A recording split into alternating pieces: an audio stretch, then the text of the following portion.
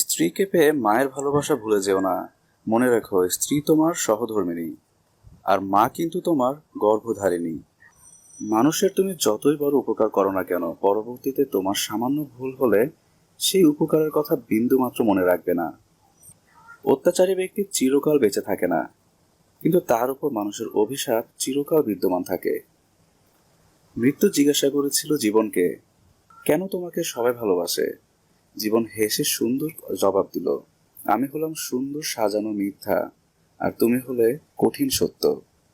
একটা সম্পর্ক কতটা মজবুত সেটা খারাপ পরিস্থিতিতে আসলে বোঝা যায়।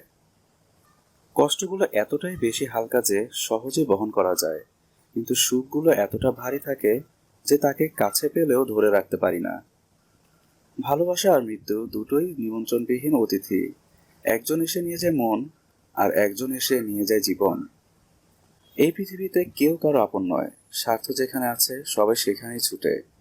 কেউ স্বার্থের জন্য কিছু সময় আপন হয়, স্বার্থ ফুরিয়ে গেলে কেউ কারো নয়।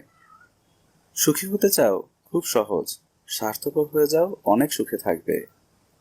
কাকে বিশ্বাস করব? মানুষকে? মানুষ তো সাপের চেয়েও ভয়ঙ্কর।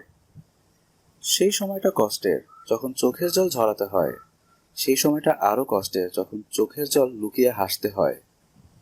এক এক করে সবাই চলে যাবে, কেউ মন থেকে আর কেউ জীবন থেকে। জীবনে কথা শোনানো মানুষ পেয়েছি, কিন্তু বোঝানোর মতো আজও কাউকে পেলাম না। আজ যে মাটি তোমার পায়ের নিচে আছে, কাল হয়তো সে মাটি তোমার উপরে থাকবে। একটু ভাবো তো, তুমি কি নিয়ে এত গর্ব করো? কেন এত অহংকার করো? অনেক কথা বলা মানুষটা যদি হঠাৎ চুপ হয়ে যায়, বুঝে নিও আঘাতটা অনেক গভীরভাবে লেগেছে। আল্লাহ মাঝে মাঝে বিপদ দেন, কারণ তিনি চান আপনি তার দিকে ফিরে আসুন। ঘুষের টাকার মধ্যে একটা জাল নোট পেয়ে ঘুষখোর দুঃখ করে তার স্ত্রীকে বলল, দেশটা নষ্ট হয়ে যাচ্ছে। হারিয়ে গেলেও ভয় নেই, কারণ খোঁজার মতো কেউ নেই। কষ্ট পেলেও ভয় নেই, কারণ বোঝার মতো কেউ নেই। আমি এসেছি একা, কাঁদছিও একা, একদিন সব ছেড়ে চলে যাব একাই।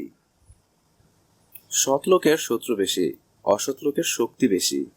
অলসতায় আরাম বেশি, সত্য পথে কষ্ট বেশি। সত্য কথায় তিতা বেশি, মিথ্যা কথায় মধু বেশি।